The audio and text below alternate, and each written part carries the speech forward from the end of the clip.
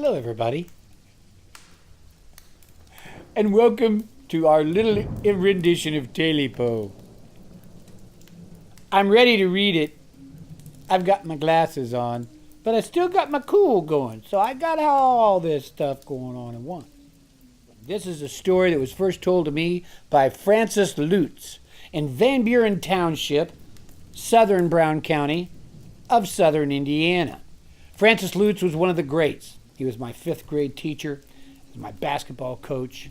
He was an outstanding human being.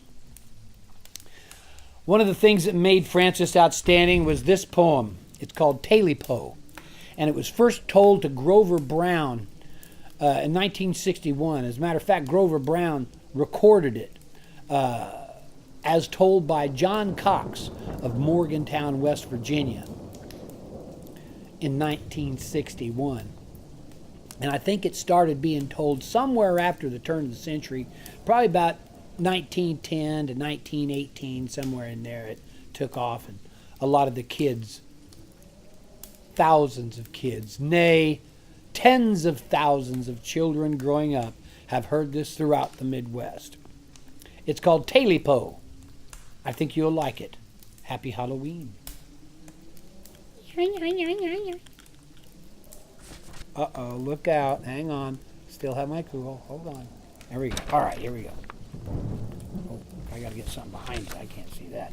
All righty, here we are. Oh, hold on. These bifocals aren't doing very good. Oh, here we are. Oh, there you go. How's that? Oh, that's lovely. Lovely. I like it. Okay. Now, hold on.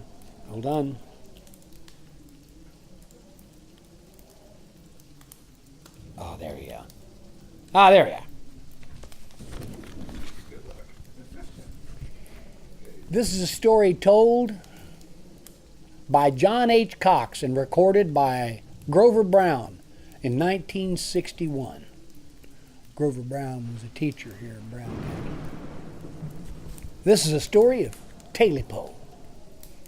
A long time ago, way down in the big woods of Tennessee, a man lived all by himself. This man's house had just one room. That was his parlor, his living room, and his bedroom, and dining room, and kitchen, too. In one end of the log cabin was a big open fireplace where this man cooked and ate his meals. One night he was sitting before the fire, half asleep, when the most curious animal he ever saw crept in at the half-open door. And it had a great long tail. He'd never seen a critter like this before. But he instinctively reached over and grabbed his hatchet, and he whacked the varmint's tail right off. Blink! First lick. That varmint ran out into the night. And then that man kindly fool-like cooked and ate that tail. He went to bed, but he had just been asleep, not very long, when he heard something outside that seemed just like it was outside the window, right by his bed. And it would scratch, and then it'd scratch again. And then he heard it wail, Tailypo, Tailypo. All I want's me Tailypo. Now this man had 3 dogs. One's name was Eno, one's name was Uno, and the other's name was Company-Co Calico. Don't ask me why. This man called his dogs, and he said, they'll come out here from under the floor, and they chased the varmint away. And sure enough, boy, they did. Run off into the big woods. He went ahead and laid back down and went to sleep. Long after midnight, he was awakened again, and he listened. He heard something outside the cabin wall.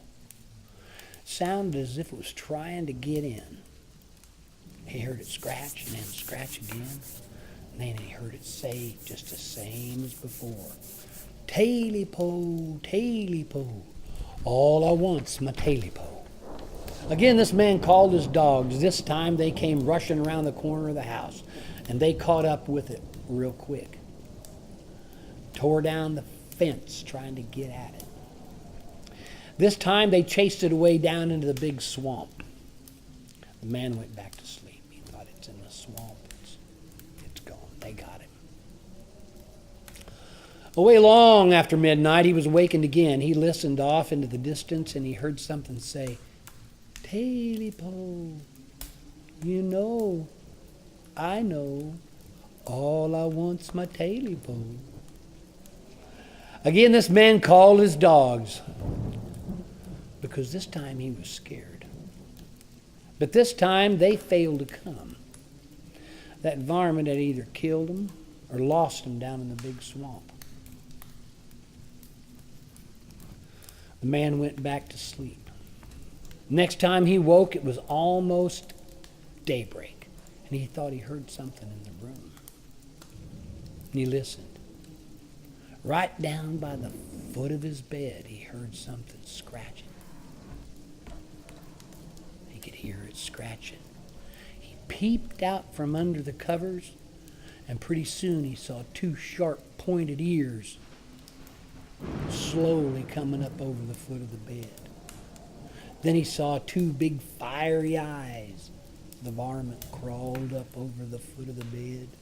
He could feel the sharp claws coming through his bedclothes. Crept right up onto his chest. And he could feel the hot breath in his face. And it looked him right in the eye and said, "Tailypo, Tailypo, you know, I know, all I want's me Tailypo." He was scared so bad he couldn't open his mouth for a long time. But when he could, he yelled, "I haven't got your Tailypo." And the Tailypo says, "Yes, you have." And it proceeded to scratch him to bits, tear him to pieces. And some folks say it finally got its Tailypo. Now there's nothing left of that old cabin, way down in the big woods of Tennessee, except for an old stone chimney. But when the moon shines bright and the wind blows down in the valley, you can hear something say, "Tailypo," and then die away.